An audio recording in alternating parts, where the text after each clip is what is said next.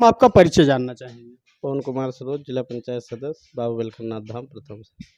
अच्छा, आप बेलखरनाथ धाम से मांधाता नगर पंचायत में आके लोकेश गुप्ता जी जो निर्दल प्रत्याशी हैं इनका प्रचार प्रसार कर रहे हैं, तो आपने क्या देखा लोकेश गुप्ता जी में? लोकेश गुप्ता जी हमारे मित्र हैं और जुझारू व्यक्ति हैं। विकास इनका एजेंडा है और समाज के लिए बहुत सारा इन्होंने काम किया है। और मेन चीज़ मित्रता बड़ी चीज़ होती है। हम आप मित्र हैं, इसके लिए निर्दल प्रत्याशी के रूप में आपका जो है मदद कर रहे हैं। जगह जगह जाकर लोगों से अपील कर रहे हैं। बहुजन समाज के लिए भी आपने बहुत सारा कार्य किया है, समाज के लिए आपने कई लड़ाइयाँ भी लड़ी हैं समाज को न्याय दिलाने के लिए। तो यहाँ पे आप अपने बहुजन समाज के लोगों से क्या कहना चाहेंगे?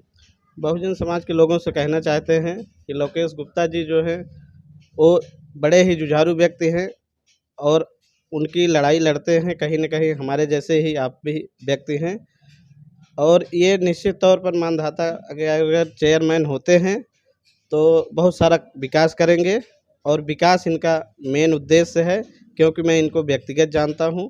ये लगातार समाज में लगे रहते हैं। लोगों का जो है रिस्पॉन्स अच्छा है और जन समर्थन मिल रहा है, क्योंकि मैं अभी अपने स्वयं स्वजाति भाइयों के पास गया था तो काफ़ी हद तक जो है इनके पैर और लोग मदद भी कर रहे हैं इनके समर्थन में, लोकेश भाई के। लोकेश गुप्ता जी, आप नगर पंचायत प्रत्याशी भी हैं और चुनाव प्रचार कर रहे हैं, तो आपको क्षेत्र में विकास क्या दिखा यहाँ पर? विकास जो क्षेत्र में यहाँ दिखा है मुझे अभी तक, आज अचानक बारिश हुई है, सारा पोल खुल गया विकास का। आपके भी सामने है, हम लोग देख ही रहे हैं, गांव गिराम में घूम रहे हैं। जितनी हमारी दलित बस्तियां हैं, जितने बैकवर्ड बस्तियां हैं, जितने छोटे लोग जिन्हें कहा जाता है समाज में, बहुत ही बदतर स्थितियां हैं। वही बगल में एक ग्राम सभा में गया था, हरिजन बस्ती है, वहाँ मुश्किल से 3 फीट का रास्ता है और बीच में नाली है, बिना पत्थर के। मुझे ऊपर जो कबर नहीं है नाली, बच्चे गिरे नाली में गिर जाएं, बच्चे निकले नाली में चले जाएं। इस तरह का विकास है। पता नहीं क्या दृष्टि बनी उस समाज को प्रताड़ित करने की, जो करते आए हैं, या क्या सोच है, ईश्वर जाने। यहाँ पे नेताओं की जनसभाएं भी हो रही हैं मांधाता नगर पंचायत में। इन जनसभाओं से आप क्या समझते हैं और क्या कहना चाहेंगे इन जनसभाओं को? जनसभाएं बहुत अच्छी चीज़ हैं, अच्छी चीज़ें होनी चाहिए, समर्थन में आना चाहिए। लेकिन काश ये सभाएं, ये मिलना जुलना अगर अनवरत लोग करते रहें, या हमारे आदरणीय विधायक जी रोड जा रहे हैं, मांग रहे हैं, अगर इस एक डेढ़ साल के समय में जो समय मिला हमारे नेताओं को, अगर वो विकास की बयार बहाए होते तो एक उनका फ़ोन ही काफ़ी था किसी प्रत्याशी को जिताने के लिए। ये घर घर जाके वोट की भीख ना मांगनी पड़ती। नहीं, जितनी जनसभाएं हैं, कई जनसभाओं को हमने स्वयं कवर किया है, तो वहाँ पे नेता आके अपने वोट को मांग रहा है, अपना विचार रख रहा है, जनता की समस्याओं को तो पूछ ही नहीं रहा। तो फिर ऐसी जन समस्याओं का क्या लाभ है जनता को? समस्याओं का पत्रकार जितना अंबार है कि पूछें कैसे। अगर वो समस्याएं पूछने बैठ जाएंगे तो उनकी जनसभा कहाँ होगी, उनका मुद्दा ही सॉल्व नहीं होगा, उनका उल्लू सीधा नहीं होगा। तो उनको तो बोलना है, चले जाना है। तो आपको लगता है कि इस तरह की जनसभाएं करके लोगों को बहला फुसला के मत लेने में कामयाब रहेंगे नेता? आज़ादी के 70 साल से ये चला आ रहा है और अब जनता जागरूक हो गई है। हमारा दलित समाज, हमारा बैकवर्ड समाज और हमारे अच्छे संवर समाज के लोग भी जो पढ़े लिखे हैं, वो सब जागरूक हैं। इस बहकावे में, इन वादों पे, इन चुनावी सभाओं पे वो नहीं सामने आएंगे। अभी हमारे आदरणीय नेताजी की एक सभा यहाँ संजय चौराहे पर लगी थी। इसी संजय चौराहे पर एक हाई मास्क लाइट 12-15 साल से बंद पड़ी थी, चौराहा अंधेरे में डूबा था।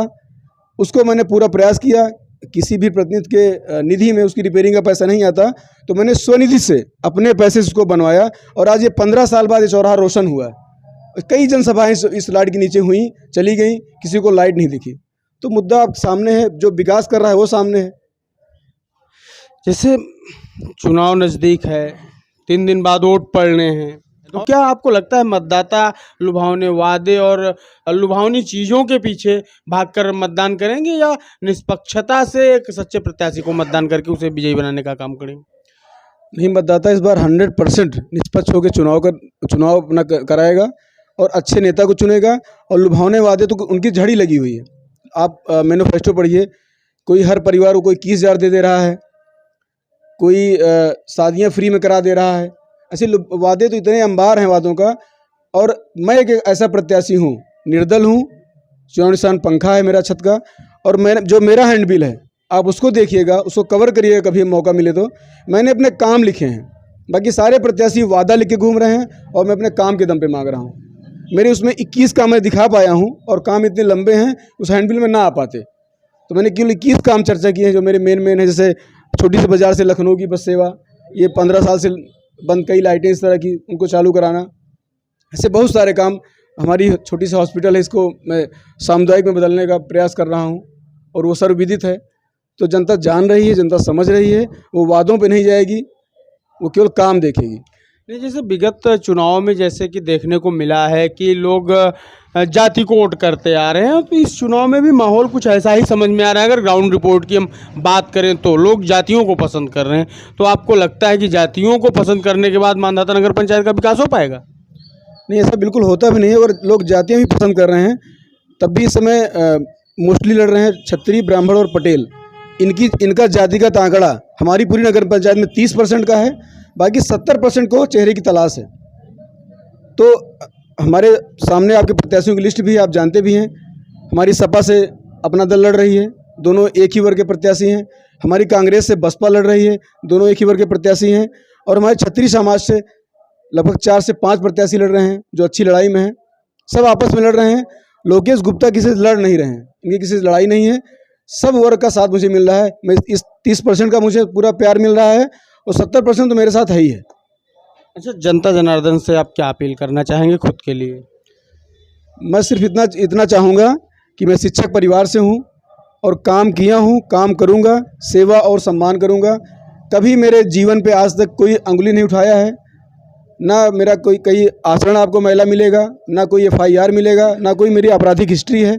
शिक्षक परिवार से हूँ और अपने काम के दम पर सिर्फ जनता का आशीर्वाद मांग रहा हूँ। मुझे उनका आशीर्वाद मिलेगा।